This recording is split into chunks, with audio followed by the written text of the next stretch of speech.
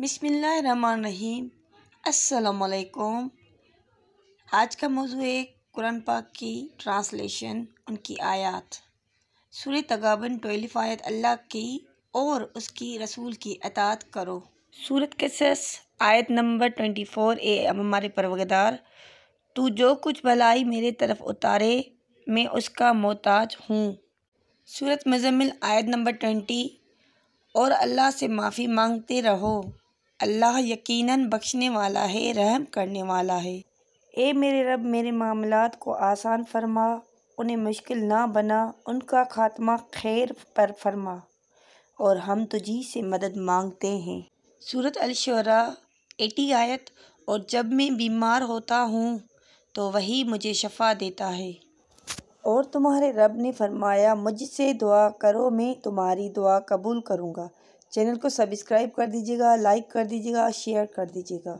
سورۃ ہود 2 آیت کہ اللہ کے سوائے کسی کی عبادت نہ کرو، تو کیا وہ نہیں جانتا کہ اللہ دیکھ رہا ہے۔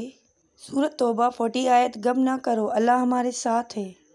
سورۃ آل عمران 145 آیت اور شکر کرنے والوں کو ہم بھرپور جزا دیں گے۔ سورۃ ہود 114 آیت بے شک نیک کام برے کاموں کو مٹا دیتے ہیں، اللہ جسے چاہتا ہے اپنا بنا لیتا ہے۔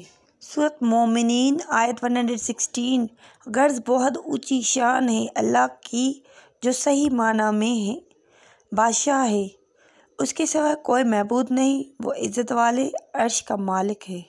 سورۃ غافر آیت 19 وہ آنکھوں کی خیانت کو اور سینوں کی پوشیدہ باتوں کو خوب جانتا ہے۔ سورۃ نحل 53 آیت اور تمہارے پاس جو نعمت بھی ہے وہ اللہ ہی کی طرف سے ہے۔ سورۃ نساء 80 آیت جس نے رسول کی اطاعت کی اس نے دراصل اللہ کی اطاعت کی۔ سورۃ نساء 40 آیت یقین مانو اللہ تعالیٰ کسی شخص پر ذرہ برابر بھی ظلم نہیں کرتا۔ میرے قرآن پاک اپلوڈ کرنے کا یہ مقصد ہوتا ہے کہ آپ لوگوں کو نالج ہو کہ قرآن ہمیشہ کیا سکھاتا ہے، ہم لوگوں کی زندگی آسان ہو، اس پہ عمل کرنے کے اللہ پاک ہمیں توفیق دے۔ دعاؤں میں یاد رکھیے گا۔ اللہ حافظ، نیکسٹ ویڈیو میں ملیں گے انشاءاللہ تعالی۔